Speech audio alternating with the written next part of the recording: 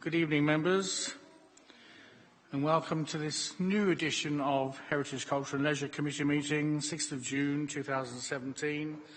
And first of all, I'll just say before I do any more, it's good to be back and I welcome everyone here and welcome all new members, but I'll come on to that in a second.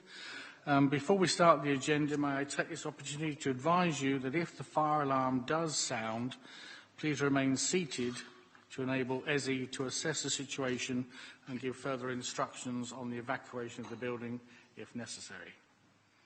Hopefully we won't, in case it's wet outside. Tonight's proceedings will be webcast by the Council, but if anyone else is intending to record these proceedings, can you please let me know now? I ask this question not to stop you, but merely to ensure that members and other members of the public in the room know that this is taking place. As it's at the start of our new municipal year and we have new members here tonight, I intend that we should all introduce ourselves, for ourselves and members of the public to know who we are, etc. So what I'm going to suggest is we'll go around in a moment when I indicate your name, the ward you represent, your relevant experience and why you wish to serve on this committee. So I'll kick off. Councillor David Pickett, obviously for Bridge Ward. My experience leading up to now has been 40 years in the retail trade and sales promotion was my forte. And then I graduated in a way to the town centre management, which led me on to where we are now. Always promoted events, arts and culture. My personal ambition is to see Maidstone as the event capital of Kent. I would like to see ongoing forward a realisation of a multi-purpose performance hall for Maidstone. I want to see this committee embrace all aspects of the arts and culture in the borough, its parks, museum, which are obviously for the health and well-being and residents and visitors. I want to say they're a bit more inspired, but hope it didn't come over too flat. Can I ask Councillor Ells, the Vice Chair, to introduce himself? Thank you. Nope, I'm on now. Thank you, Chairman. Right, Councillor Simon Ells. I'm a UKIP member for Shetway North. In real life, I am an engineer, so I fix things for a living, mostly in hospitals. I think with this committee, I've always been very enthusiastic about parks and open spaces, leisure facilities. I'm a member of the Maidstone Museums Foundation. And I like to see that sort of thing promoted. Very much like David, I'd like to see far more events in Maidstone, far more leisure, cultural activities, which I think over the last year we did actually start to achieve, and I hope that can carry on. Thank you. Thank you, Councillor Ells. Councillor Blackmore, would you be... Finally, you just arrived. I would be delighted to, Chairman. Thank you very much. I suppose I could start with a variety of history. I have a degree in chemistry with management, not that that's relevant to this. I'm also a qualified insurance broker, not that that's relevant to this either. And having worked in the insurance industry for 14 years, I'm not convinced that that's relevant either. But I've also been a councillor for 14 years for Marden and Yalding Ward. And like Councillor Pickett, I think that Maidstone, being the county town, should be the premier town. But I think it should be the premier town for a variety of reasons, not just for its heritage assets or the culture that it can or could indeed or should offer.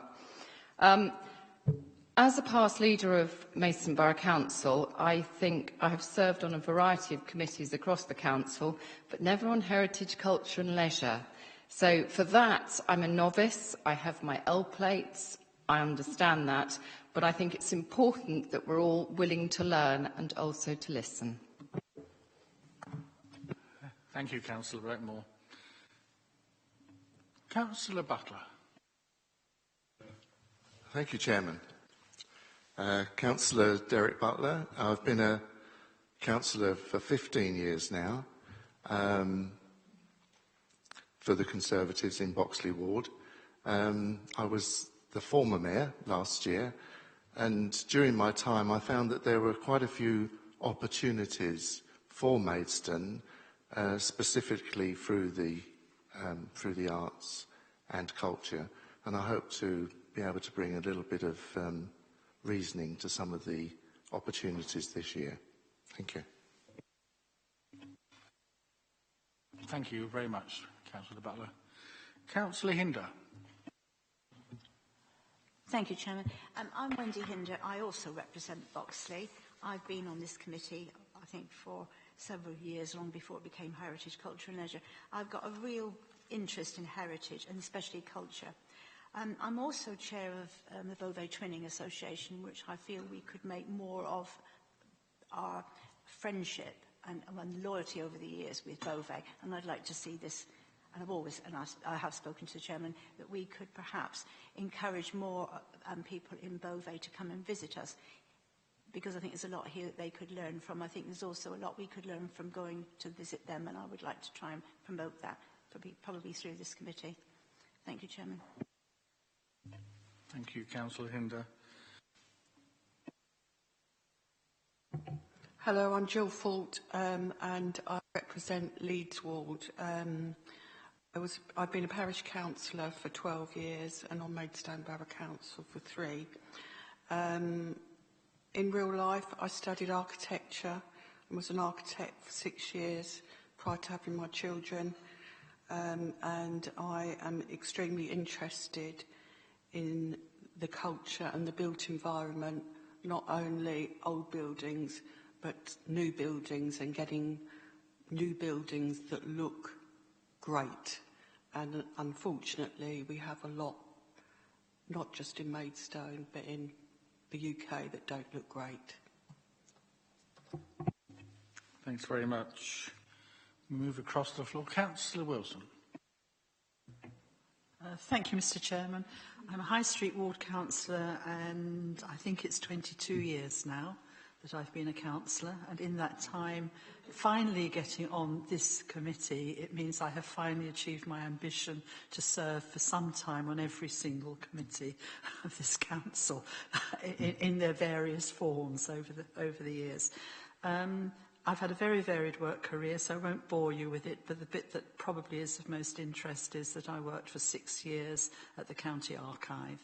The reason I'm interested in this committee is that I passionately believe that heritage, culture and leisure is a key component of regeneration and a successful economic development in an area, and I think we could use it more than we currently do to help actually attract more business and more people to Maidstone, which after all we need to do if we are to thrive. So that's the reason I wanted to be on this committee. Thank you, Councillor Wilson. Councillor Lewins. Thank you, Councillor Pickett. Yes, I have a keen interest in history. I've been a councillor for a year now, representing Allington Ward with the Liberal Democrats. I was also a vice chair for an action group which got me involved into looking after open spaces. So I have an interest in preserving our open spaces in the Maidstone Borough. And personally, I have an interest in history as well, and very interested and very much enjoying this committee. Thank you. Thank you very much. Last but not least, our new member to the committee, Councillor Hastie. Thank you. Councillor Michelle Hastie. I've been a councillor for North Ward for just over a year now. I don't have much experience across the council, so I'm hoping to try different committees, and I particularly like this one. I have probably more experience in savouring the culture and leisure of Maidstone than organising it.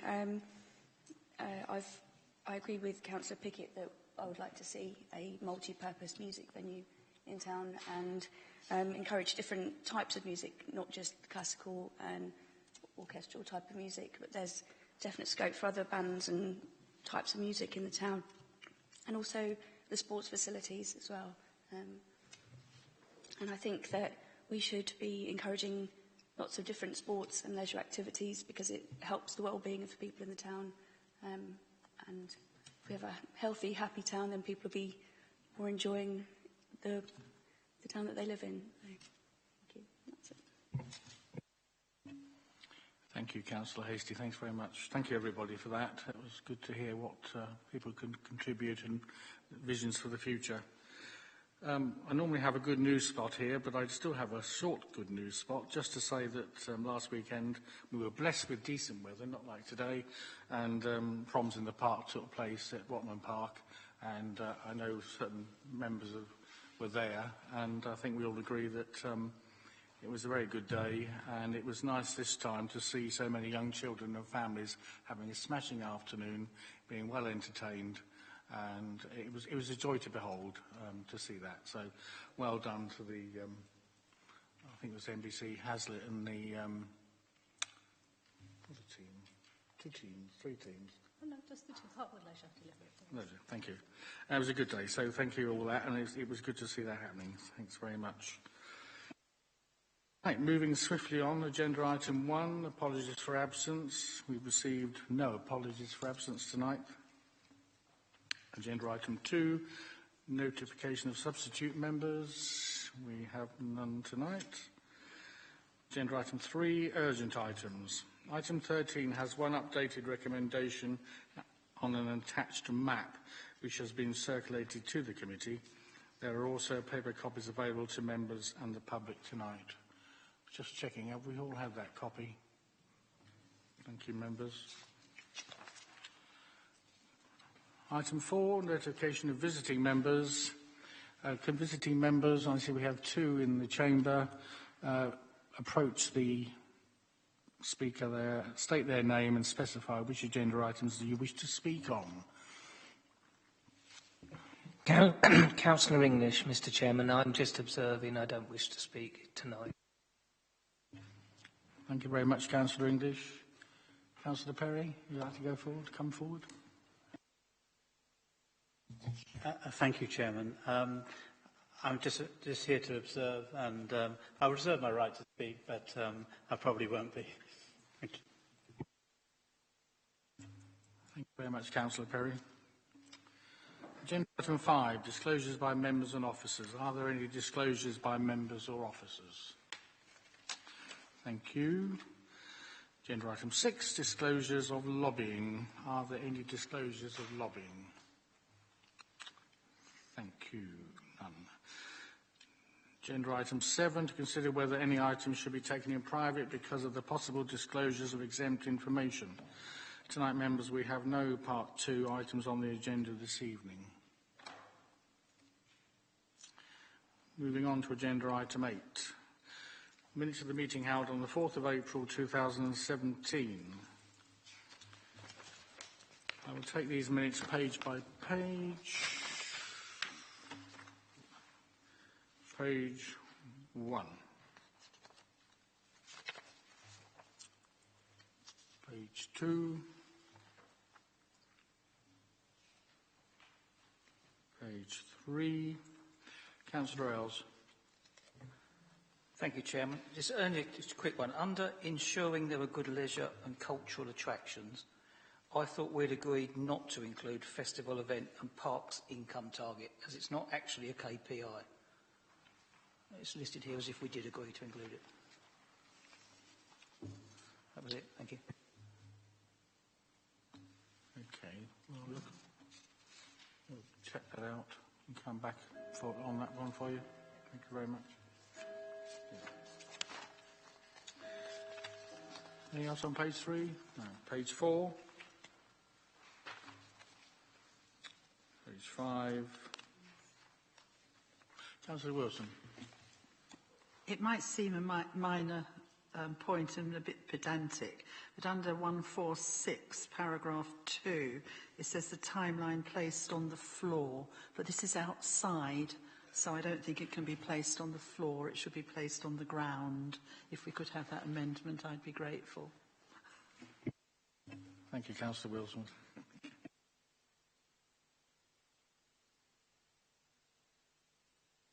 Thank you. Page 6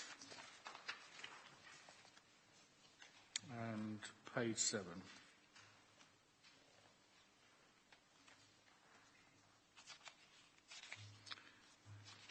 you, members. Moving swiftly on to agenda item 9. Minutes of the meeting held on 23rd of May 2017. I'll take the, well, actually, page by page, only one page, actually. Our members agreed this is a correct record.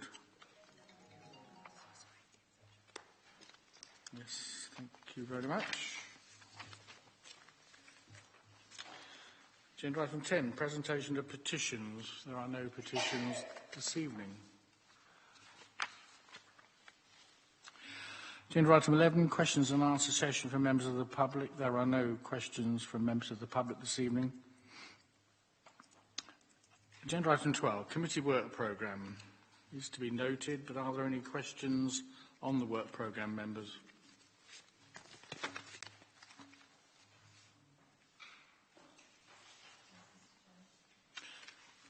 Councillor Wilson. It's really just a point to pick up from the minutes that it says about the annual, if you go back to page 3, where it says about the annual report is brought to this committee at the same time as the annual monitoring report is brought to the strategic. I won't read it all out, but it's not currently in the work programme. I know that Mr Green will pick up on this, but I do think we should note that because it's not currently in the work programme and needs to be put in it. Thank you, Councillor Wilson. We'll note that. We may. Thank you. Just a point of view from me on the work programme. A lot of extensive work is still going on with the Parks and Open Spaces 10-year plan. Officers are working very hard to a timeline. We're not sure. Councillor Lewins is working hard with the officers on this project, and the latest feedback is that to get it right, and we don't want to come here with who's not ready to go full steam. So it may be delayed from July, but I'll update you obviously when we get to July. It's a very important piece of work, and as it's a 10-year plan, it needs to be right. So I'm just flagging that up as a watch out for. Councillor Ford. Could I just ask a quick question on that one? Does that include the strategic playgrounds? No. No. Sorry, that is in the pipeline, but I can't give you a date on that. That's September. September.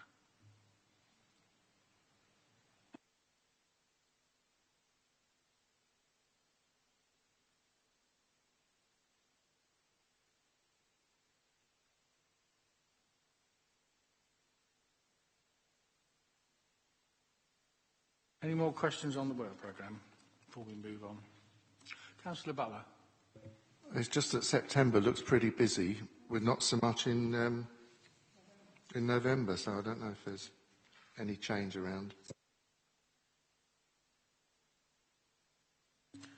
At the present time, it does seem a little heavy there, but judging by how we're going to pan out on the work programmes, it's possible that one or two items may move. So I think as we go forward, they'll probably just, say not slip, but they'll probably, move out and spread out over the period. So at this stage of the game, as we start off the year, I don't think we need to panic too much at the moment. Obviously, we'll advise members if we are having some problems with the work programme, but at the moment, they're all there, and I take on board what you say about the November. Thank you, Councillor Butler.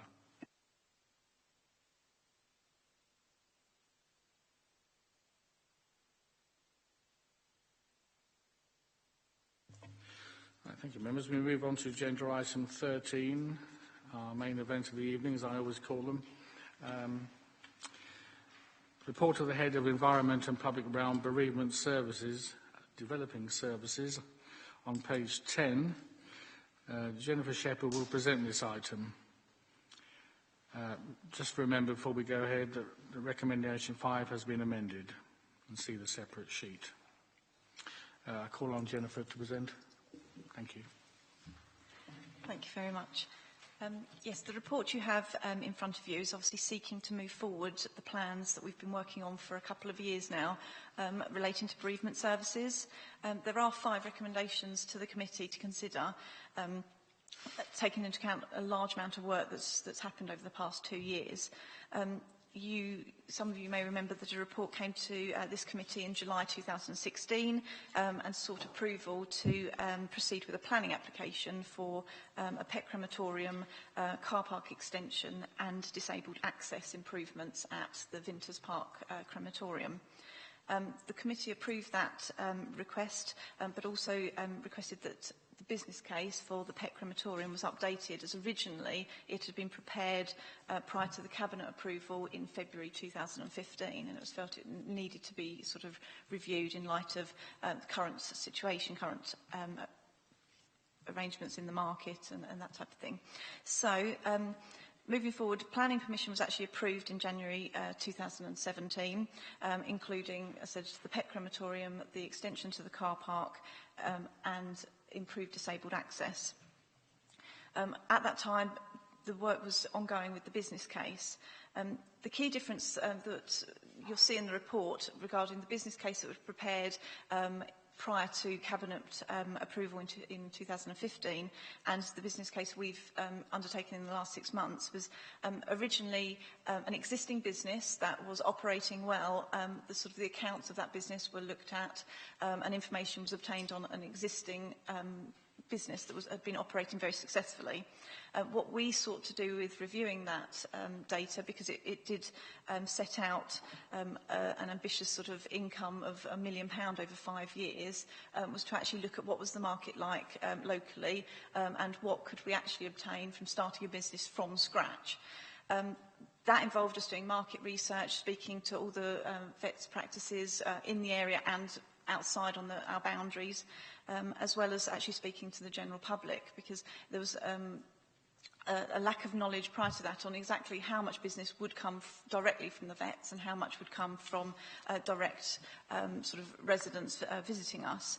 So that work was undertaken, and based on that, it was clearly identified that the veterinary practices were the key source of sort of income for such a business. They stated that sort of 90% of pets actually pass away at veterinary practices as opposed to at home, and they are ultimately the sort of the first port of call on how those pets are dealt with.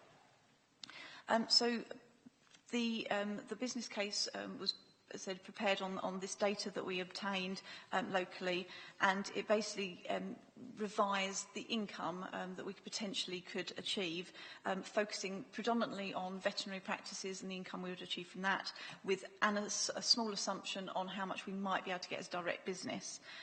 Based on that, it was an estimation of sort of £87,000 in the first year. That's not profit, that is just pure income, offset with a running cost of about £67,000 in that first year, showing actually just a margin of sort of £20,000.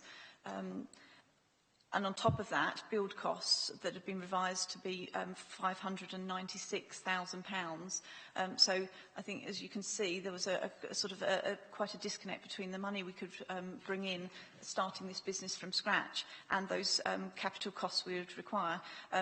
With a variation of between 7.5 years to 12 years payback on those capital costs without any sort of actual income profit for the council to put towards other services. So obviously that presents a significant risk, especially at a time where there is a commercialisation strategy and a sort of a focus on property development and, again, another large capital project underway in terms of the Adventure Zone. So therefore, I have 2 recommendations to present. The first 2 recommendations to present to the committee are actually that we suspend the work on the pet crematorium. However, with the caveat that we appreciate planning permission will expire for that, and therefore we should, before that happens, review again to make sure there isn't a lost opportunity, but not to limit it purely to a pet crematorium. There are equally alternative ideas that could be used within the building that we have planning permission for. But also in the next few years, it may be that existing businesses that we know there is a site up in Cambridge that operates a very successful business across the country. There may be other businesses who are interested in coming into partnership with us because we obviously have planning permission and they have the knowledge and expertise. So some ongoing work will be undertaken as to identify whether there are any of those opportunities. But ultimately, to stop work on that project until either they arise or 2020, 2021, prior to the planning permission expiring. The second recommendation that you'll see in front of you is actually, it's more of a general sort of recommendation to sort of make the committee aware that we would like to now sort of focus on core business, i.e. our sort of human cremations that happen at Vinters Park, because it is such an important business for local residents and for the council to offer that to the community, and it's essential that we really focus on what they need and what we can do to make that experience the best that it possibly can. We've already undertaken some small improvements, such as webcasting for where family members are potentially abroad and aren't able to actually physically be there, as well as visual tributes. So taking into account recommendations 1 and 2 about focusing on this core business, we have had sort of feedback from funeral directors and the evidence that you presented, I believe, in Appendix B of our parking situation at the Vinters Park crematorium site. Along with the fact that we are currently at 74% capacity with funerals, albeit, I again put a caveat on that, is we've expanded our capacity. We offer now earlier and later bookings, so we're trying to grow with demand, so we're not actually reaching 100%. But with that, and with the fact that we're already generating income sort of in excess of 400,000, and you'll hear later tonight, we've exceeded that quite significantly this year. There is a need to sort of future-proof that service, and therefore we are recommending that we carry out work to expand the existing car park and to improve the disabled access. Of those who visited the site, you realise disabled parking for the offices is currently down a sort of a steep slope. There is then a very windy ramp that doesn't look exactly very pleasing to the eye as you approach the building. And the proposal for which we have the planning permission is to make disabled parking around that building, obviously landscaping appropriately, and to then extend that car park at the existing overflow car park. Aside that, we're also aware that our current informal overflow car park is Knockcuts over the road, where a lot of people will park, and potential future developments there may have an impact on us going forward, so we need to be ahead of the game with actually looking at future-proofing the service. So for that, recommendation 3 is that 220,000 is set aside from the capital programme that's currently set aside for the Pet Crematorium and invested in that work. That work was already part of that development, so the sort of the 600,000 amount that we had in the capital programme included the car park, included the pet crem, so it's proceeding with that part of it and not the rest. At the last committee meeting, we also it was raised about the potential heat recovery or energy recovery from, I think, potentially pet crem, but certainly from our main crematorium building. We have now looked into that. There was the requirement, we've just changed our maintenance provider at the crematorium, and so we wanted that to sort of be bedded in, and now is the time that we can look at initiating that. As a background document, there is all the technical information if anyone is particularly interested in how it actually goes about, but it would basically recover heat and energy in order to heat the chapel only, so we're looking at it being used for that same facility and not being anywhere else. It would be an internal heating arrangement. So for that, the cost is approximately £8,000. Aside from that, as part of the usual work we do to look at our risks and to look at potential, particularly sort of fire risks, we have identified that within the main office building is the storage of a large amount of paper records relating to predominantly to the cemetery. It's important to keep those there because actually we do have a lot of visitors who come and want to see the records and would like information. So keeping it in a secure storage elsewhere is not necessarily viable. But we do need to look at the importance of us protecting those records. And so therefore, along with the 8,000 for the energy recovery, there's an additional 22,000 for fireproofing and really securing those records. So there is a recommendation that we put 30,000 of that capital programme, again, the same pot of money that's already been identified for that PECREM and bereavement development, for both fireproofing and for the energy recovery. The final recommendation that you'll have in front of you has, we have amended that, and along with that amendment you will also see a map of the cemetery, which I think in the paper copies have actually had, I've annotated it slightly as opposed to the ones I think you emailed out may not have had those extra details. But this amended recommendation, just to make it sort of clear of what we're actually seeking, was that there are two other ideas that were sort of identified by the bereavement team themselves during the last 2 years during the development process, and for which we feel have genuine benefits for both the bereaved families, but also for the council from an income point of view. They were firstly, there's the removal. These are both related to the cemetery. The removal of the groundsman's house, which is if you see on your map, it's sort of towards the entrance that you come in off of the main Sutton Road. The removal of this house, which is currently in a disused condition and full of a lot of asbestos, so it needs sort of dismantling. It's also recently been flooded and is just generally falling into a worse state of disrepair. Currently also, the grounds staff at the cemetery have to carry out a range of duties, from actually digging graves to carrying out duties during funerals, for which they obviously have to change into more appropriate wear. There are no facilities for showering or anything like that at the cemetery that they can use, hence the facilities are particularly poor.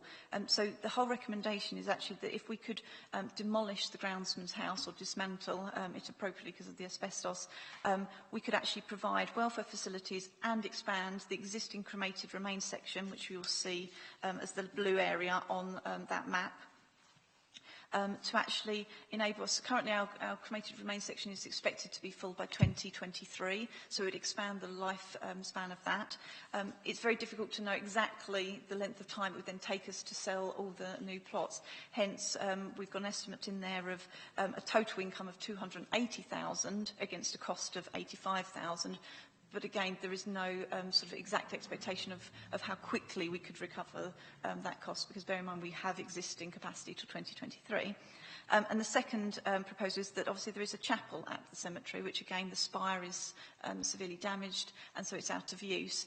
Therefore, people have two options if they seek a burial: to have a ceremony somewhere else, a funeral actually held in, potentially a church, and then to come for the burial. Again, it's additional movement, additional expense potentially for the family, and obviously sometimes upset that they would want to be in one place.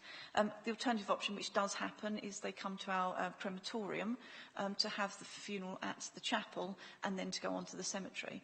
Again, this, for two reasons, is not ideal. One, because we don't like to see hearses leave with coffins from the crematorium. It gives an impression of things that aren't correct, whereas actually we would only do that if they're going for burial.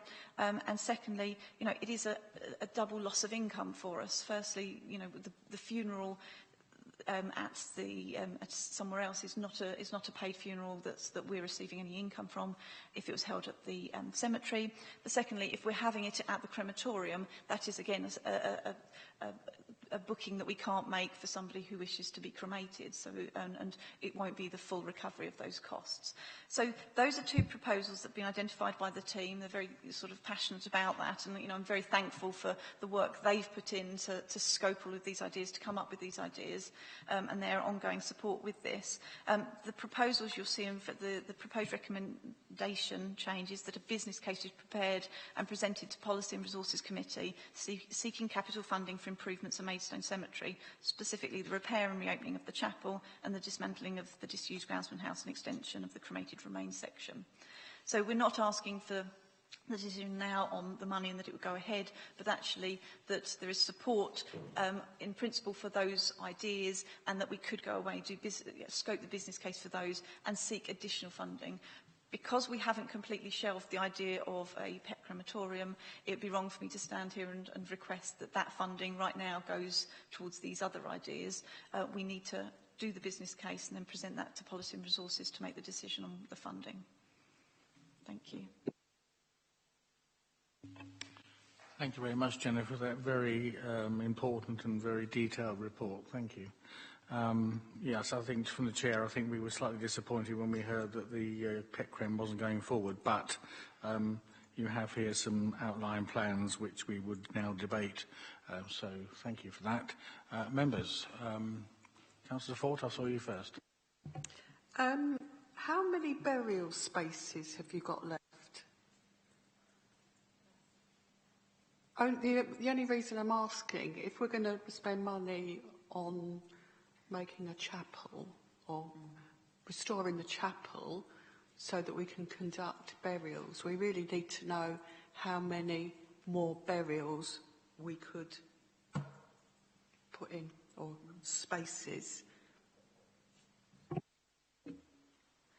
That is very true, and that is the one figure that I don't have on the top of my head, I'm afraid. I know there is significant capacity still at the cemetery, and that is something we would write into that business case to ensure that we could get the recovery of costs over the time allowed. But there is still, I don't think...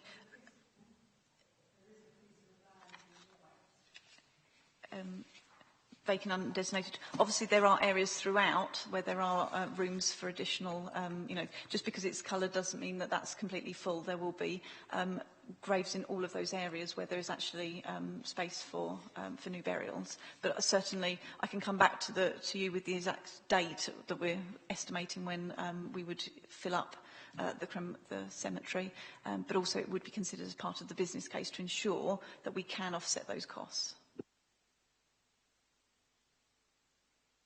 Councillor Fort, you want to come back? Yes, right. Yeah, because obviously, if there's only going to be 50 spaces or 100 spaces, it's not, cost effective. The other thing is, who would conduct the ceremonies, the burial ceremonies? In the sense of actually in the chapel, and usually that's arranged through the funeral directors and would be exactly the same as we currently have within the crematorium. So it could be a celebrant, it could be whoever they chose to carry that out, and it's usually organised through the funeral directors. Jennifer, can I ask from the chair, what is the criteria for reburials in this cemetery? As in, reburial, Yes. Obviously, different grave sites will have different arrangements for how many people can be buried within one plot, and usually that would be then down to a family. Members would be together generally because they buy the amount of space. If they only want one in there, there are sites within the cemetery where only one there's only room for one coffin. Perhaps I wasn't very clear. For instance, I've got a 99-year lease already on my grave. I'm already into it, sorry. But is there a time limit where we can say, right, that's now expired and therefore we can rebury? Once those it will all be different depending on the time limits, obviously, for each grave. So obviously we do them for certain amounts of years, and as that time comes up we will contact those people to see whether they wish to extend, and usually that would be the case. If they've invested into that plot, they will then re-extend. But we do keep monitoring that and ensure that we don't just let them run out and not know. We have very, very careful records of the cemetery, of what's available, when things may become available, or when we have to actually approach the family as to whether they wish to continue. Thank you very much. Councillor Rowse? Thank you, Chairman. Just general comments on 1 to 4, really. It's a shame, I think, about the pet crematorium, but at the same time, we're not flush with money. I wouldn't like to see us investing in something that's going to take 20 years to pay it back, because it's not, we're spending public money and we know how tight it is. So I think I agree with putting that on hold.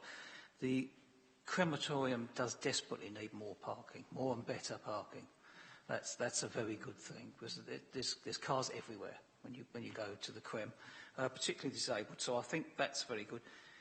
On number 5, about the cemetery, I just want to ask a quick question. It says on page 15, it suggests pulling down a building that has got a lot of asbestos in it, and also putting in showers, changing facilities, which I think they should have anyway. I'm surprised that's not a legal requirement to provide it, in fact. The £85,000, much as I don't like spending money, doesn't seem very much to me for the amount of work that you're talking about. I realise it's an estimate, and I'm no builder, but I don't want to look at £85,000 and it comes back and bites us in 6 months' time and turns out to be nearer 200. You know, that was all. Thank you. We have had an estimate on all of these figures to know that this is, at the time they were created, a reasonable estimate. I think it's fair to say the welfare facilities are likely to be a prefabricated building of some description that was put there just for those facilities. We're looking at similar things in some of our other parks where, there's been temporary arrangements in place. So it wouldn't be anything excessively expensive to install that. The bulk of that cost, you'll see there, is for the dismantling of the property, because it has to be exactly that, dismantled and not demolished. And we have to literally take it apart piece by piece. But we've been working with our property services team and their consultants and contractors to come up with these estimates. So I would hope it wouldn't be far off of that. I think the original estimate had started at 40,000, so as you can see, which was a sort of a ballpark, a finger in there type of figure. So this is then reshaped on some actual data we have. Thank you very much. Councillor Blackmore. Thank you, Chairman. Looking at the recommendations, the one about the pet creme, I accept what you've said, Mrs. Shepherd, but there's nothing in here about it's going to go back to policy and resources to have the money reallocated, etc. There's a reference to it on page 16, 4.2, but then it sort of looks on here as if it's automatically being allocated, although I thought Policy and Resources allocated the original sum of money. So I'm not sure whether that's slightly out of sync. I'm slightly perturbed by recommendation 2, which says focus on the delivery and improvement of its core business. What is the actual improvement of the core business? Because it just strikes me that it's operating very well, so I can't quite see where the improvement is. And where you've got recommendation 4, I'm going to suggest a change, Chairman, if I may, because it says, from the cremators and fireproofing the paper records. I think what you mean is fireproofing the storage area for paper records, not actually fireproofing the paper records per se. And I think as to the 2 proposals for the cemetery, they seem eminently sensible if we are able to find the funds. Thank you very much. Councillor Wilson. May I have my questions answered, please? Oh, sorry. Thank you. Jennifer, could you? Starting with the improvements to the core business, it's along the lines, sort of as I mentioned, to do with like webcasting and those type of things, where there are technological improvements that actually can improve the experience for visitors. So, for example, that up until literally a couple of weeks ago, people didn't have the option of visual tributes, whereas now we have screens that they can have that, and it will be in time to some music. So it actually just makes the experience more sort of, I don't want to use the word enjoyable, but they can actually sort of reminisce about, sort of past experiences, which is what a lot of funerals now is about. In addition, there are other things we've explored, such as having a screen. So often for very large funerals, people have to stand in the cloisters area and actually have a screen there. So not only can they hear, obviously there's speakers there, but there can be screens. So it's always looking at where there may be technological improvements, where there may be new memorials, for example, that come out, or, up until, recently we didn't have so many sanctums and that type of thing. So there's always new sort of innovations we can look at that, if appropriate, can make the sort of... Go ahead. I'm sorry, if I may, I'd just like to come back on that. I'll tell you why, because actually I think several of us went to Councillor Moriarty's funeral last year. God, rubbish, last week. And there must have been, I don't know, 150 plus people there, which then meant in the... it's not called the receiving line, that's for a wedding. The commemoration line for his lovely lady wife and other members of the family, and everybody went and spoke to them. But by the time the last people came round, those from the next service were coming out of the doors. Now, if you had that situation, and then you've got speakers relaying the next funeral, you can't have them 45 minutes apart. You'd have to look at your timings because it could appear disrespectful. So I think if we're going to do something like that, then you have to look at how each service, the timing of it, because I just don't think it would work if you're going to have a large funeral. And there are longer or double sort of slots people can have for if there are special sort of circumstances, and there is likely to be sort of an overrun from a previous funeral. So we do have that in place. The speakers are already in place and have been for some time, and it hasn't been sort of highlighted as an issue. But I take your point. We need to make sure that, and that's what I was saying about, and that's why we've put in there not just about focus on delivery, but improvements. Actually, if we identify areas where there is causing sort of concern, or if there's areas we can improve, then that's what we should be striving to do. We know we have very high satisfaction rate with the service that's provided, but we can always be trying for more. Can I just pick up on one thing, Chairman? I know there is a recommendation here to extend the car park, but if the services were a little bit further apart, then surely you wouldn't have as much pressure on the parking at the crematorium as we currently experience. I think we still have the issues of the parking because regardless of, even if you extend them slightly, so there's not so much of the overlap with the previous one. I've been there where people arrive very, very early and they do tend to stay and be able to walk around the grounds. And also we have to accommodate people who are visiting as well, to visiting loved ones who have previously been sort of streamed. So I think we still would have that issue, and also if we separate them too far apart, then it also reduces the number we can actually sort of accommodate within the day. And as I said, we're at 74% capacity, which seems like we've got a lot of capacity. But of course, the key sort of times around the lunchtime area and then early afternoon are always the popular ones. And to try and ensure as many people have that opportunity, if we extended it, we'd end up with less availability. Councillor Butler. Thank you, Chairman. Taking on board the figures that were given, it doesn't seem to me as if the pet crematorium is going to be viable at all. And that's why I think, based on these figures and based on the current market, it's not viable enough. It's certainly, there is a large risk, because what's in these figures obviously is focused on the business from veterinary practices. What we don't know, and what we've had to make sort of a very conservative estimate at, is the direct business. However, if we found somebody, a partner who's already operating this sort of business, who might actually have the experience, would have a lot more knowledge, would know how to increase your direct relationship with customers without going through veterinary practices, because it's the individual cremations as opposed to the sort of group cremations you'll get through a vet, then it may sort of prove more viable. And that's why we said, you know, we need to look at it again before planning permission expires, because it makes sense to do that rather than just let it lapse.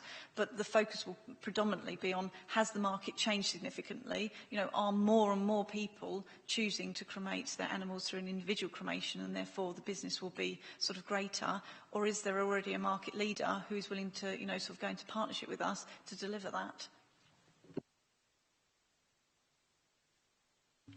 Thank you very much. Councillor Wilson, did you indicate you wanted to speak? Thank you, Mr Chairman. I'd like to pick up on something Councillor Blackmore said and go to Mr Green on this, because I do... Is it on? Yes. I do think we have to bottom this out. If you turn to page 18, where it actually says what the total from the capital programme was allocated to the pet crematorium, it's 645,000, you can see at the top of the page. And my question really is to have some clarity, not just for this committee, but for all committees, about when a sum of money is allocated to a specific committee, how much freedom they then have within their own committee to reallocate that money. Because I can't see that we should have to send everything back to policy and resources, but do we have some clarity around that? Because if that's the case, then you can see, if we agree tonight the proposals that have been made, you do have a fair sum of money still in that account, if I can put it that way, where this committee could make the decision, when you've done the business case, to look at it vis-à-vis the pet crematorium and say, now is the point at which we say, well, yes, we'll allocate this to these improvements. On the other hand, knowing the pressure on the capital programme, at what point does a service committee, if it finds it's not going to do something, have to say, well, we ought to be handing this back into the central pot? And I can see this coming up more than once across various committees. I think this is the first time it's arisen. So it would be useful to have some clarity around that generally, so we don't keep asking the same questions. Mr Green, can you... Okay. As members probably know, you look at the capital programme each year when the budget is set, and we always take the opportunity when the capital programme is set to review the allocations. It's a 5-year programme, but it's a rolling 5-year programme. So that means that the figures go back to the relevant committees each year. The reason for the recommendation to refer this to policy and resources is clearly if we had a situation where the balance wasn't sufficient, then that would be something that had to go to policy and resources.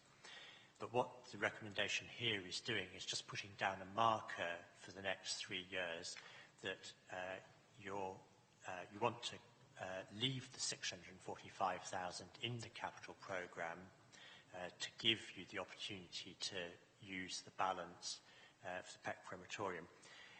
The position is explained in a bit more detail in the financial implications on page 18, where it says the balance of the 645,000 allocation will be carried forward for future investment subject to development of a suitable business case. So as I say, that's just putting down a marker that although we review the capital programme every year, subject to you agreeing this recommendation, the money will be carried forward until the point where the planning permission expires or some other decision is made about how to use the funding. I hope that's clear. If I may, I'm going to come back because I think there is a perception in the council that if money is given from the capital programme to a service committee for a specific thing, if it's not used for that specific thing, it should go back into the general pot. And that's what I'm trying to get clarity on, because I think most people on this committee will be happy, I can't speak for everybody, but it sounds sensible, to do what's being requested.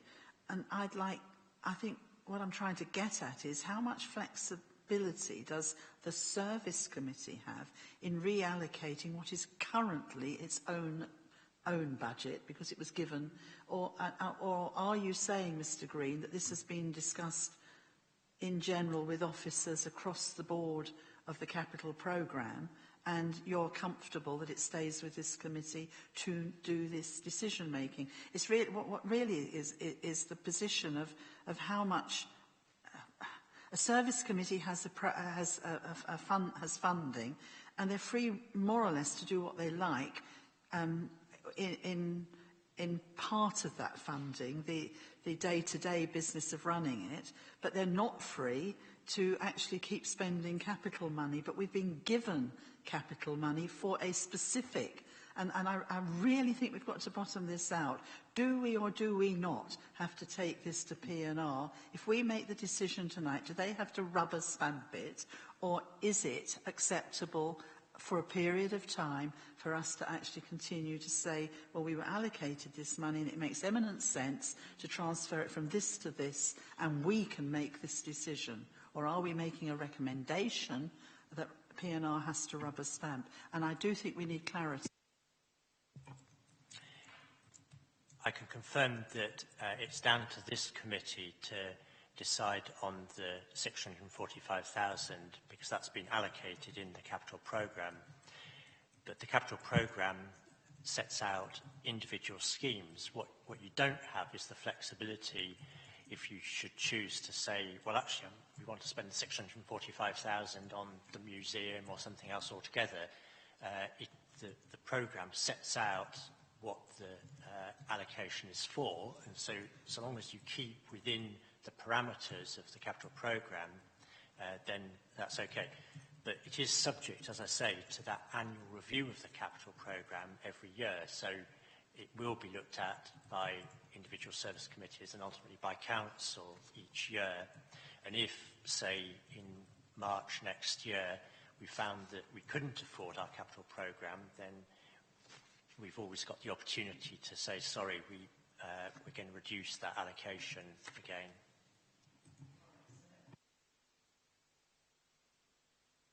So let me come back once more then. So what we're saying is that this money is within the same area that it was originally put for.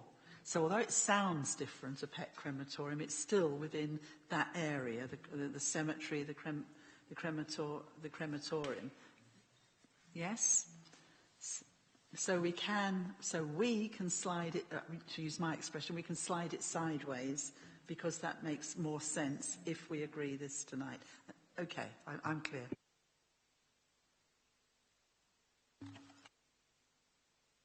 Just going to suggest, Mr. Chair, a time period.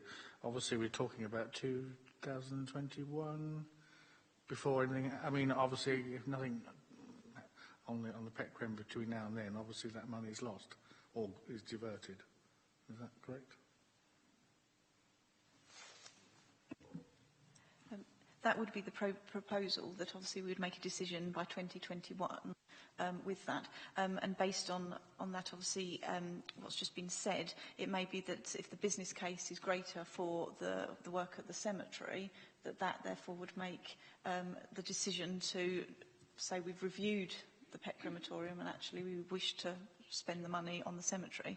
And just a point of clarification, that I think the capital fund was for bereavement services development plan as opposed to pet crematorium, so it was a broader amount of money to include. As I said, the car park was already in there and other parts. So. Thank you very much. Councillor Hinder. Thank you, Chairman. What I'd just like to ask, on the viability of this pet crematorium, am I right in believing that there is this facility at Ashford? And is there anywhere else near to here, apart from Ashford, is there anywhere else in the surrounding area that actually does this as well?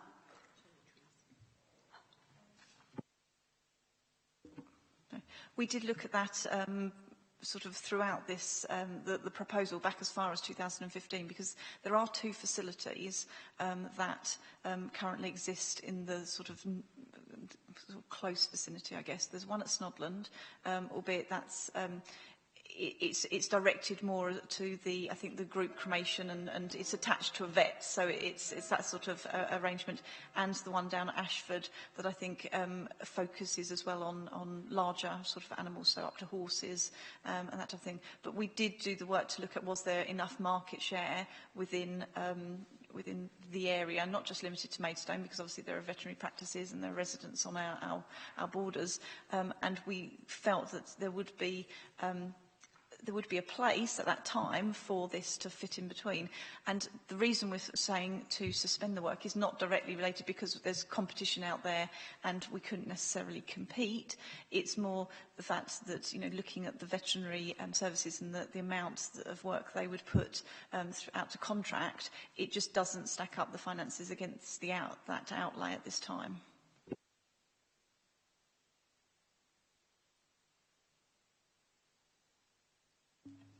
Any more questions, members? Councillor Hastie. Thank you. I just had a question about the fireproofing of the paper records and how much of that £30,000 would be spent making a safe area for them. Do they have to be held at the crematorium? Can they not be sent to the Kent Archives, where other records, where the facility is already in place for those records to be held safely without us investing money in it? The cost is 22,000 out of that 30,000 for the fireproofing. We have considered the amount of people that actually come and wish to speak to the staff at the crematorium, and particularly we have a sort of a cemetery officer who deals with that, to actually come and spend time and go through the records with them. It's not to say we can't explore that further about it going elsewhere, but also we are in the process of taking those records and recording them onto a computer system as well. It's not to replace the paper records, far from it, but so there is sort of an easier look-up system for if people have requests, because at the moment it's very laborious and it does require people who have the knowledge of how the records are set out to actually find that.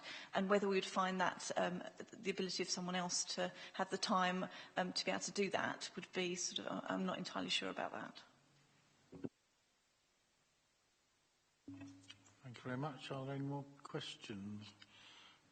From my point of view, Madam Chair, I just want to clarify on the plan, the cemetery, the chapel. I know obviously it says the chapel, but is there not a building by the road that people are sort of saying is in derelict state and is also looks like a chapel?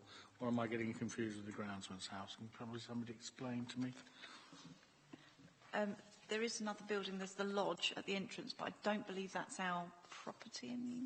I believe we sold that, so that's not our property.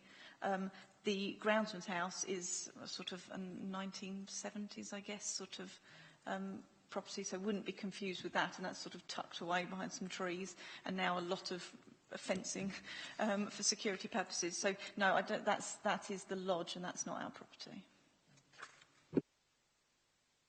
I just asked that question though. Have we seen a for sale sign? Who actually owns that lodge then? Because obviously, if we're going to talk about improving the cemetery, if that's the entrance, we need to have a look at that, surely. I can certainly find out. I think it was some years ago that happened.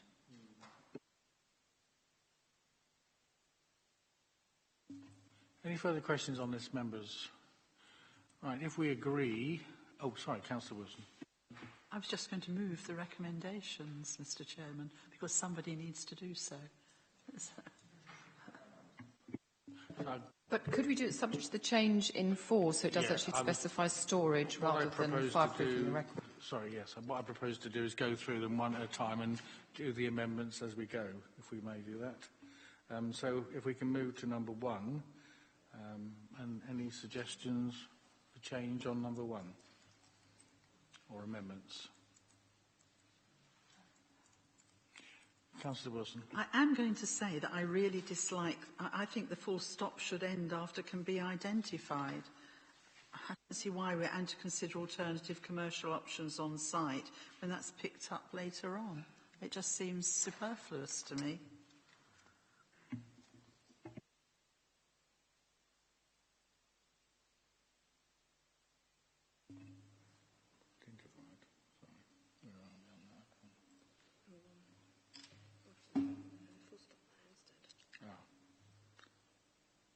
Yep, sorry. You can put a full stop there.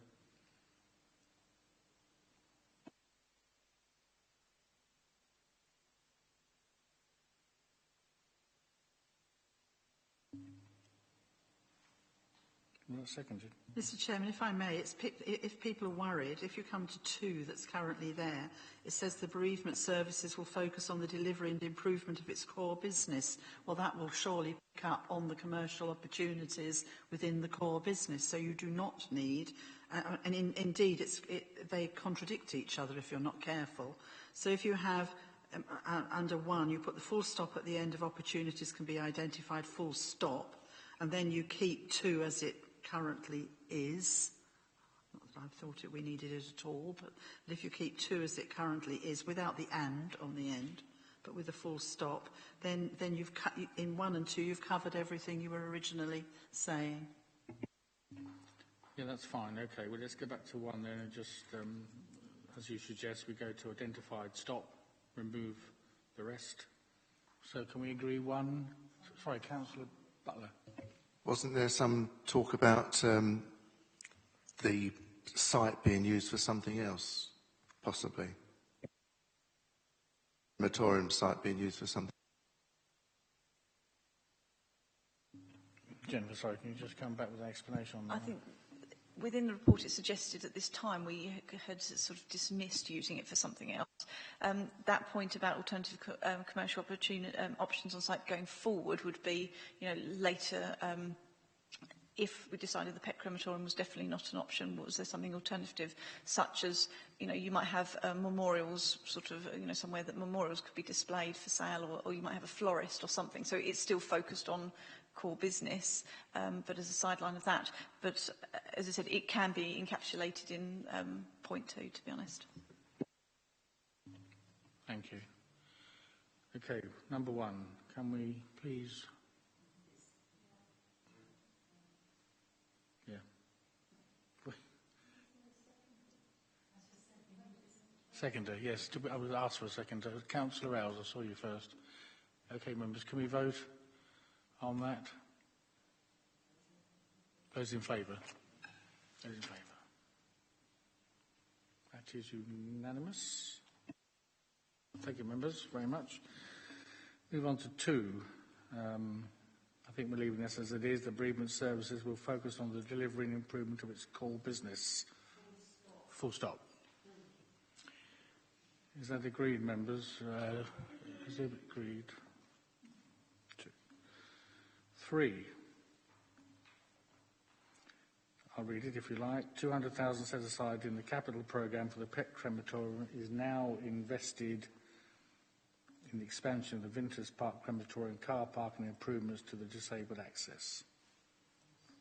Full stop.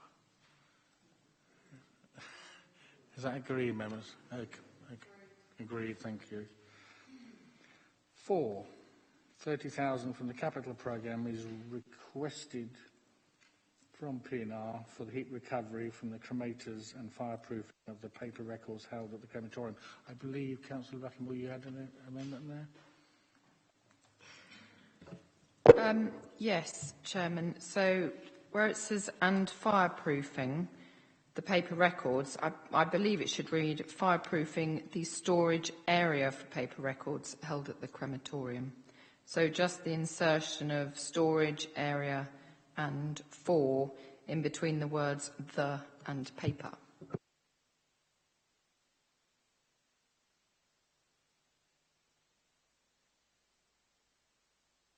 Thank you for saying, Councillor Wilson. Can we agree with that, with the amendments just made? Okay, thank you. And number 5, which I'll read from the new...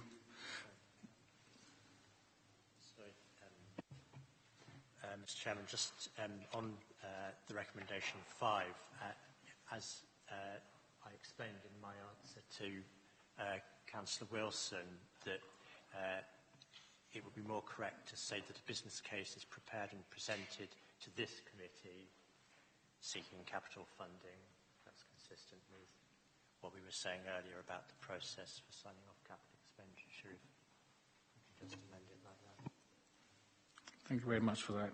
Yes, so this is that a business case is prepared and presented to this committee seeking capital funding for the improvements of Maidstone Cemetery, specifically the repair and reopening of the chapel and the dismantling of the disused groundsman's house and extension of the cremated remains section. Yeah. I'll propose that from the chair. Do I have a seconder? Councillor Ailes? Thank you very much. Is that agreed, members? Agreed. Thank you very much. Thank you, members, on that one. Thank you very much. Thank you, Jennifer, for that report. Thank you.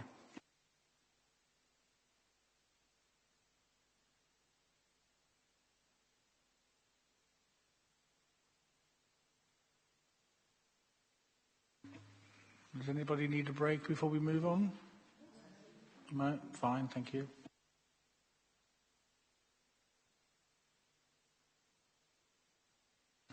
Thank you, members. We move on to agenda item 14, report of the Director of Finance and Business Improvement, Strategic Plan Performance, updated Q4 for this committee. And Mark Green will present this item on page 23. Thank you, Mr. Green. Thank you, Mr. Chairman.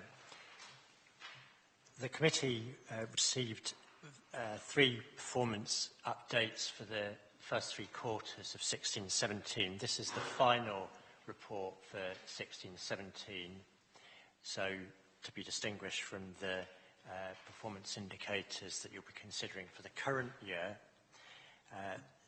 The final position for 16-17 is summarised on page 25. So far as the 4 key performance indicators to be considered by this committee concerned, 3 of them have ended up at the end of the year as green. 1 was red, which is in relation to museum visitor numbers.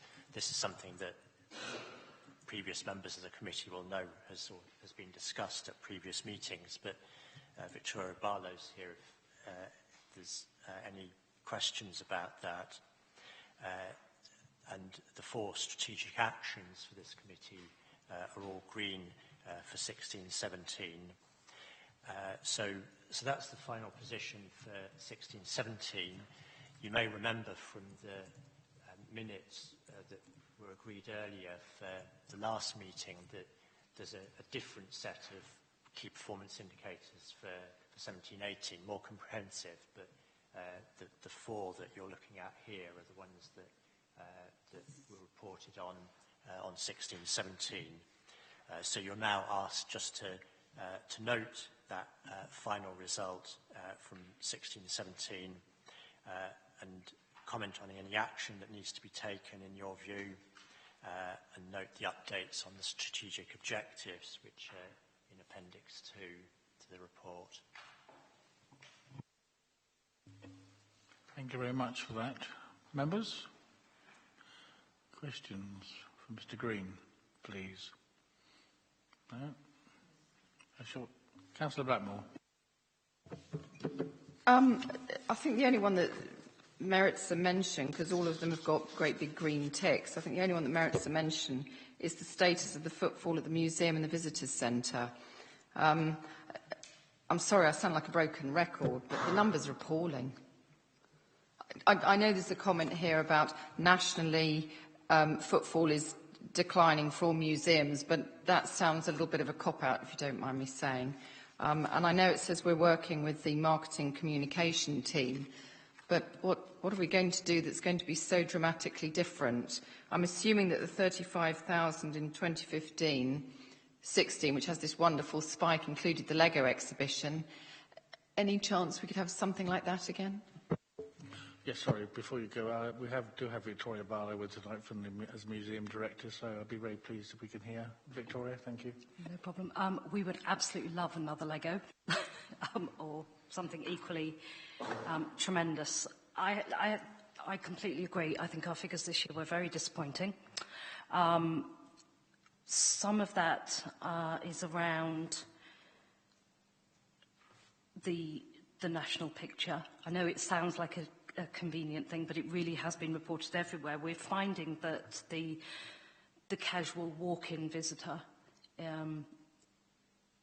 is reducing.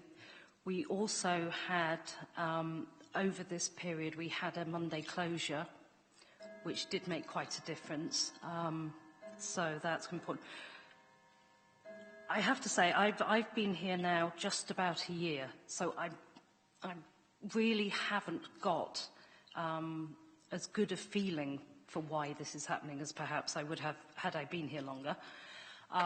There was a period between, in the sort of first 3 months of last year, in that first quarter, where perhaps we had fewer activities, events, which we rely very heavily on. We are working on our external marketing. I have to say, I think our the sort of wayfinding to the museum and the level of visibility of the museum in the town isn't what we would want it to be at the moment. There's still a high level of a lack of awareness of who we are and what we do. And it may be that we are still working on building things like the Lates and some of our other events, which are growing, which are becoming more popular, but which are just starting to bring back that all-important word of mouth. I can't give you a definitive answer, but that's what we're...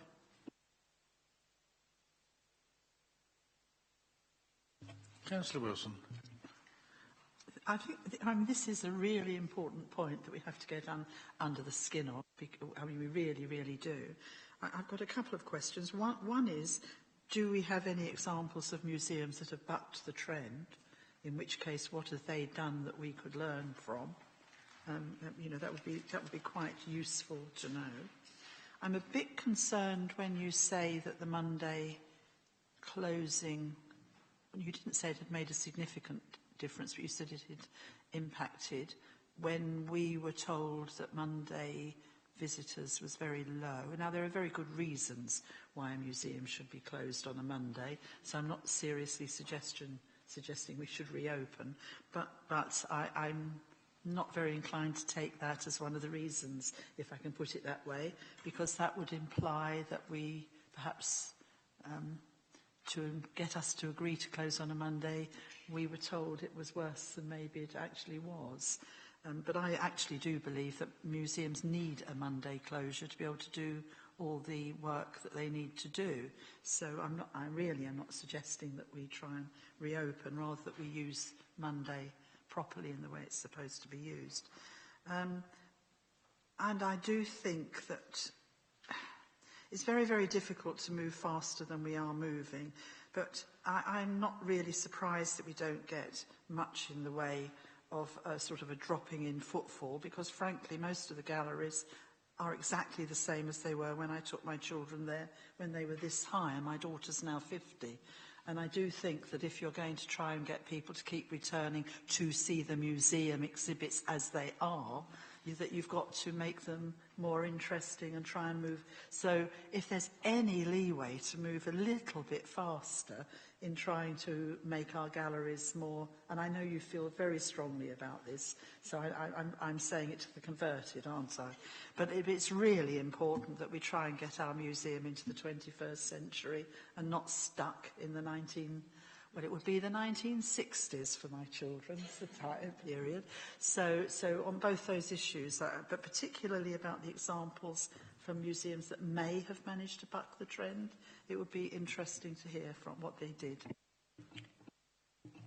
Sorry, thank you, I agree. And actually, I'm sorry, I in terms of what we're doing about this is I rather forgot several large pieces of work we're involved in, such as a new Ancient Lives gallery, which is opening in September, showcasing our Egyptian and classical Greek collections, which is the first new gallery in many years, and which will set the bar, as far as I'm concerned, for everything else that we do beyond that, and is just the first of those improvements that Councillor Wilson mentioned. And as for museums that have bucked the trend, yes.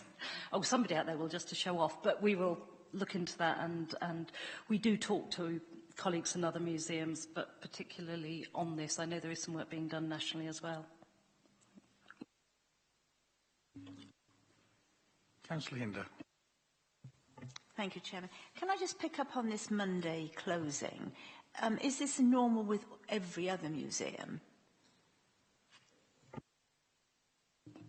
Obviously, it varies. It does tend to be that if a museum is going to have a day that's closed, Monday is the day that's usually chosen. Can I come back, Mr. Chairman, please? I was just wondering, did you close on Mondays during August when it's obviously school holidays and you probably get more visitors here? Would it not be more viable to just open on Mondays during August? Do you not think? Sorry, I'm just having trouble cycling that.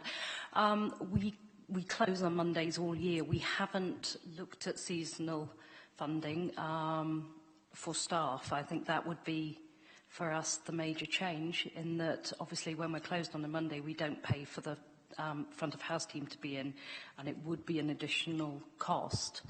I would suggest that perhaps we're more prone to effects of the weather than one particular day or another in August. Frankly, if August is nice, then opening on a Monday wouldn't make much difference because people are outside. I'm certainly happy to look at that, whether that's just for Monday or just for August, sorry, or, you know, other months. I was just thinking about August when there's obviously a lot of children around, a lot of families visiting. Maybe sometimes they're looking for somewhere to go, and maybe just opening that at one Monday and that extra 4 Mondays in August might be viable. But obviously it would have to outweigh the cost of staffing and that, so how much you would actually get back in. Thank you. Thank you. Dawn, how would you like to come in? Thank you, Chair. I just wanted to add that the problem with doing short openings when you're normally closed is the marketing message, and people just don't know. It's very hard to say we're closed all year, but we'll open on 3 or 4 days. So it would be a really difficult message to get out so that people who know the museum's closed on a Monday, all of a sudden it's going to be open for a few days. We closed the Carriage Museum during the winter, but that's, you know, it's advertised well in advance, and it's closed for a block of time, and people are used to when it reopens and when it closes again. So that's the other big issue, apart from the cost of doing it. I was thinking more perhaps visitors to the area. I mean, I know when we go to an area, you've said, oh, this is going to, you know, this will be open because it's August, or it's July, it's August. And, I mean, I was wondering if there's any incidences of actually visitors coming here and walking all the way to the museum to find that it's closed, or is there any way that they can find out the information before they get there?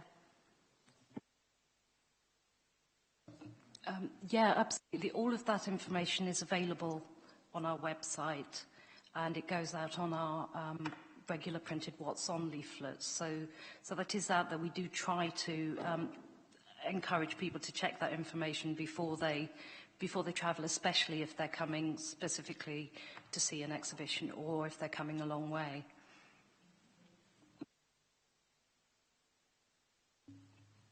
Councillor Bailey, you wish to speak? Thank you, Chairman. I think there's 2 things now that I want to talk about. The information centres close in on Mondays.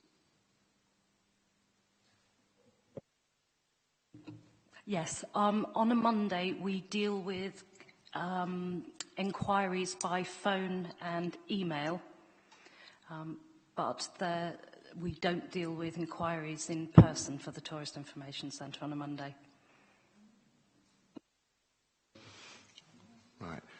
The main point I wanted to say was that I believe the Bentliff Art Gallery is going to have an art exhibition next year.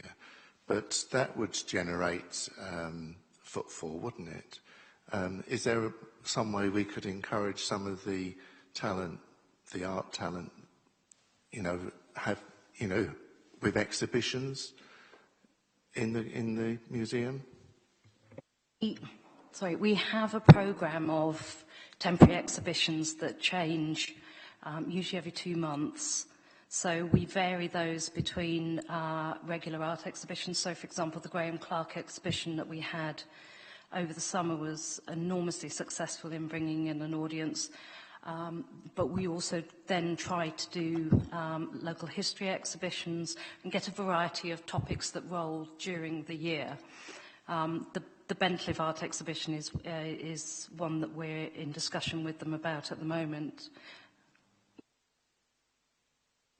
But I was thinking of more like local young talent, you know, an opportunity for them to exhibit and people to see, and even competitions like the Bentliff one.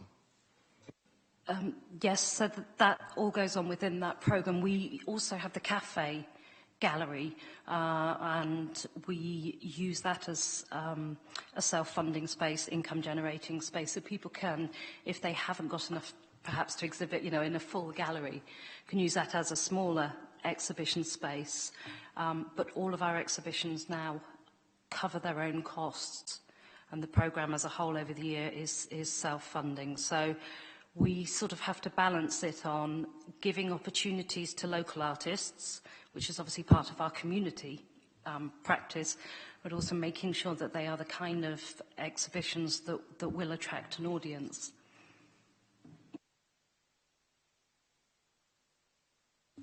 Councillor Earls. Thank you, Chairman. So a quick question about the museum. Have you talked to Fremlin Walk? Because tens of thousands of people go up and down Fremlin Walk, and you've got that sort of short, stubby bit that ends in something like a bandstand. If you could get people to there, then the museum is right in your face. It needs something to actually drag people that way. And if you could just make a quick second point. The other point, under priority 1, keeping Maidstone Borough an attractive place for all, we've knocked the leisure centre quite a few times over the last year for not meeting its targets. So I think we ought to give them a pat on the back, really, for doing much, much better this time. I was last in there a couple of weeks ago, had a nice healthy cheeseburger and chips, and everybody was lovely. The staff were friendly, they were helpful. I don't think they're working with the best layout of counter in the world, but they were really good, and I think it's worth saying a well done to them, because we have rather knocked them a bit over the last sort of year or so. Thank you. Yes, thank you very much. Thank you for that. We'll note that and send that back. Can we just confirm what? As much as I'd like to take the praise for the leisure centre. Fremlin Walk, we have had conversations with them. We've done bits and pieces of work within the walk. We persuaded them last year to let us put down dinosaur feet that led from Fremlin Walk over to the museum. It's one of those relationships that we are developing, because clearly they're an important neighbour of ours, and we'll be spending more time looking at how we become a good neighbour to them, as well as them becoming a good neighbour to us. Thank you very much. Any more questions on this section? Councillor Hastie. Thank you. I just wanted to ask how or are you engaging with local schools in Kent to bring them into the museum with your sort of learning programmes and things? Yep, thank you. We have a dedicated learning service dealing with primarily primary schools, but also the secondary schools. And we have, for the last 5 years, been fortunate enough to be part of a grant-aided programme called Museums and Schools, which has allowed us to work with schools across Kent. So we don't just work with the borough. And we've now had visits from some ridiculous score, like 95% of schools in Kent. We are looking at how we grow that. We have schools of the same issues that a lot of organisations have. Their budgets are squeezed, their time is squeezed, so we work very strongly on working with those ones who are able to visit us, but also providing an outreach service for those that don't, so we're spreading that across. We also work with other museums in delivering programmes across the county. We've done a lot of work with Tunbridge Wells, for example, on the Arts Award scheme, which is it's a non-curricular arts learning qualification, and we do that both with schools and with families. Thank you.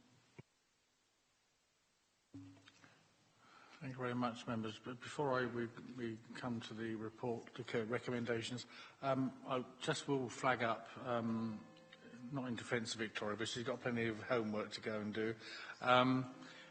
Going forward, and you did allude to the Ancients Gallery, which will be opening in September, and that's going to be our star attraction, because obviously we have our mummy, Tarkush, and I think publicity-wise, and that's going to really put the Maidstone Museum on the map. And I do believe we're going to have an opening night for that. So I think we should see, hopefully, a reflection after that on your visitor numbers. Yeah. I think if we don't, Dawn might be having a word about my contract. Fair enough. Thank you, members. If there's no more, I propose to take these three as one, unless anybody has any objections. So, yeah, sorry, just nodding, no. So we'll take those as, do you want me to read them out, or are you happy that we just take those? Okay, so the recommendations are on the paper, 1, 2 and 3. Councillor Wells, you're always very quick on this, thank you very much. Okay, is that agreed, members?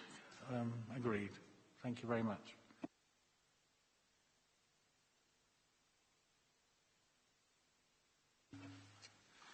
I wish I did maths at school. We're going on now to agenda item 15.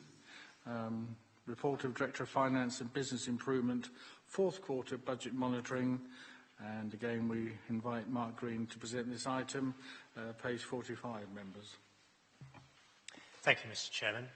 In the same way as the last report looked at performance, this is looking at the financial performance for last year. And the figures here aren't the final figures. They are still subject to audit, but I don't think the overall picture will change substantially from what's reported here. The figures are summarised in the table on pages 47 running on to 48, and you've got the detail in the appendix on page 51. And the overall position for the committee is that you'll be aware that all through last year we were reporting an overspend on Moat Park Cafe. The position there has improved somewhat. The overspend, although it's still quite substantial at the end of the year at 170,000, has come down from the worst position that we'd expected. And this reflects actually an improving performance in the cafe, and now in the new financial year it's more than breaking even, so the position has turned round there. And the overall position for the services within this committee's remit is that although you had an overspend on the Moat Park Cafe, there's a number of underspends that more than offset that, so that the net position for the committee is an underspend of 69,000. So in the end, it's quite good news, although we were reporting bad news for most of last year. You can see from the table on page 47 the various things that have contributed to offsetting the overspend on Moat Park Cafe. The biggest one was the 88,000 additional income above and beyond budget for the crematorium, which Jen alluded to before. We've had some unspent budgets in other areas, and that reflects in part a conscious decision to try and rein in on expenditure, knowing that we were faced with a potential overspend. Unfortunately, there were a couple of other bits of bad news. On the leisure centre, there was a saving in the budget for money that we were hoping to get back coming out of the installation of solar panels at the leisure centre. And the way that this is intended to work is that the energy costs for Serco, who operate the leisure centre, will be reduced. We've yet to get an agreement on how we actually capture those in cash terms. So until we've got that, we can't say for certain that we'll achieve that saving.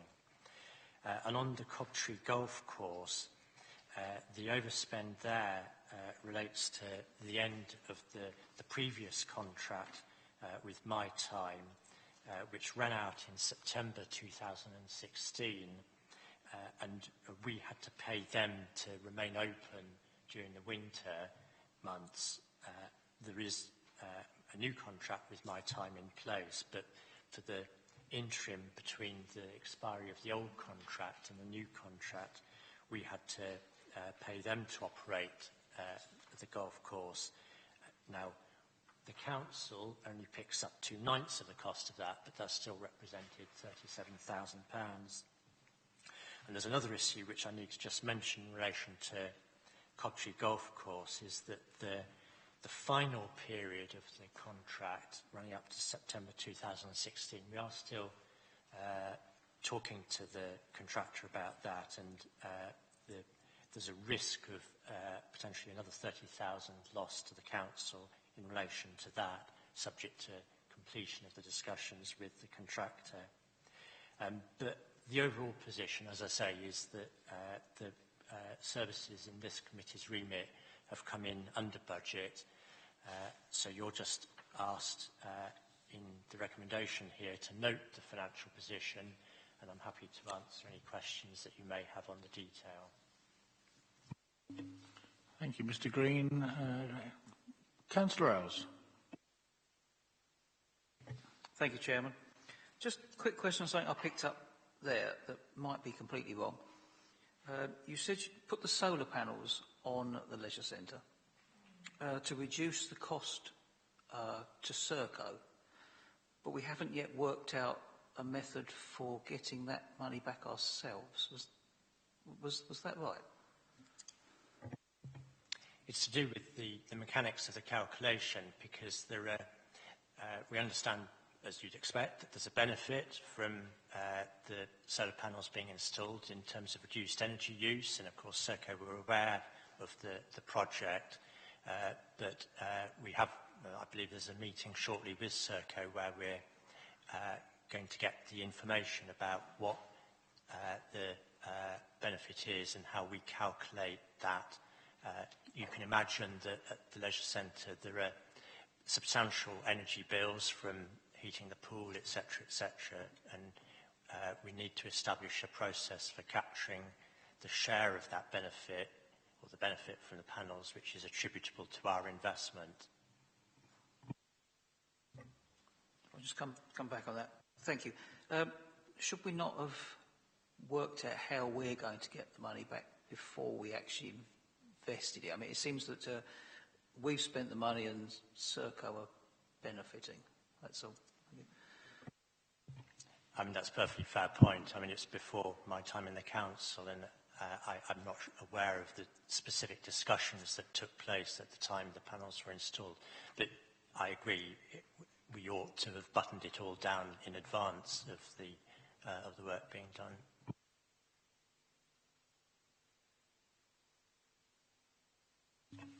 Any other questions, members? No? Okay, just to say that a good report, and obviously we're looking a bit healthy at the moment, which is good to see, and obviously we'll be monitoring certain things to see that they continue to improve. Thank you very much. Members, take the report. The committee notes the financial position for services within its remit at the end of the fourth quarter. Yeah, I was going to say. Have we a second for that? I won't look at Councillor Lewins, thank you very much. Members, is that agreed? Agreed. Thank you very much. And I do believe, members, that's our final item of this evening. I'd like to thank you all for your contributions. No more business. I'll declare this meeting closed.